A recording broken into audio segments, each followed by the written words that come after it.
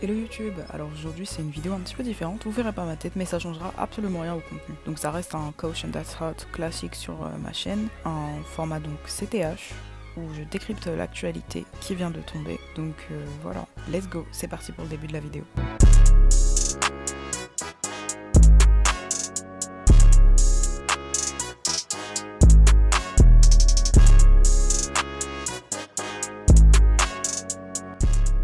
Cette semaine, le comité d'organisation du concours de beauté Miss Sénégal est ébranlé par une affaire de viol sur une candidate. Ndeye Fatima Dione, lauréate de Miss Sénégal 2020, serait tombée enceinte suite à son sacre. Amina Badiane, la patronne du comité d'organisation de Miss Sénégal, n'a pas tardé à réagir aux accusations. Je cite : « Ce qu'elle a dit est sans fondement. Une fille violée n'est jamais exempte de reproches. Elle est majeure et vaccinée, qu'elle apporte des preuves de ce qu'elle allègue et qu'elle porte plainte. Si elle a été violée, c'est parce qu'elle était consentante, a-t-elle fait savoir. » Ces déclarations ont scandalisé certains Sénégalais qui exigent que lui soit retirée l'organisation de Miss Sénégal. Suite à cela, le partenaire CFAO Motors, dans un communiqué de presse, a décidé de retirer tous ses véhicules au comité Miss Sénégal.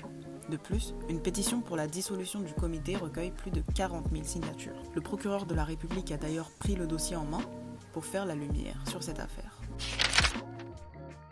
La culture du viol au Sénégal est légitimée par des valeurs comme la tradition, qui a été déformée par la colonisation et mêlée aux valeurs du capitalisme. Sans compter la religion, en particulier la religion musulmane, qui compte plus de 94% d'adeptes dans ce pays. En plus, on a la culture du sutura, qui est en fait l'alter ego sénégalais de la présomption d'innocence. Par exemple, même si un homme va tromper sa femme, on va étouffer l'affaire au nom de valeurs brumeuses. Ces valeurs africaines, elles se mélangent aux valeurs perverties et détournées de la religion, car n'oubliez pas que dans ce pays très religieux, dévoiler les péchés d'autrui est un péché très grave. Alors pourquoi ne pas profiter de cette règle pour la pérennité du patriarcat et de la culture du viol ? Je me demande aussi, a-t-on plus peur de la sanction divine ou de la sentence sociale dans ce pays ?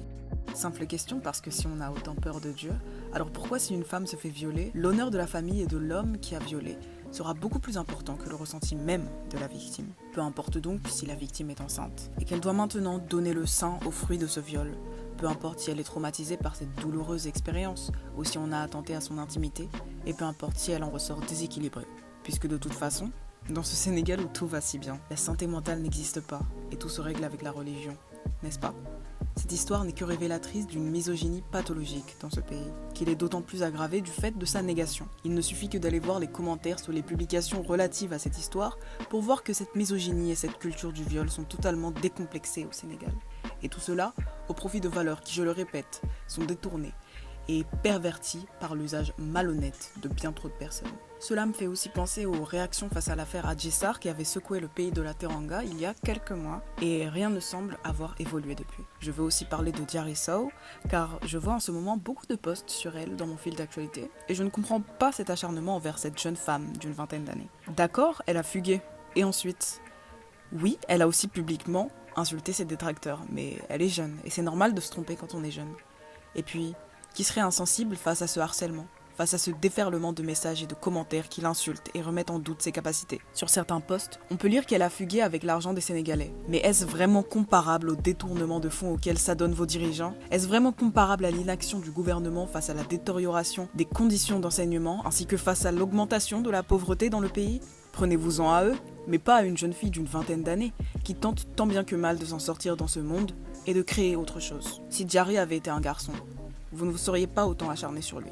Et vous savez très bien pourquoi. C'est la fin de ma vidéo, et j'espère qu'elle t'a plu. N'hésite pas à mettre un like, à t'abonner et à activer la cloche pour ne rater aucun de mes contenus. A plus.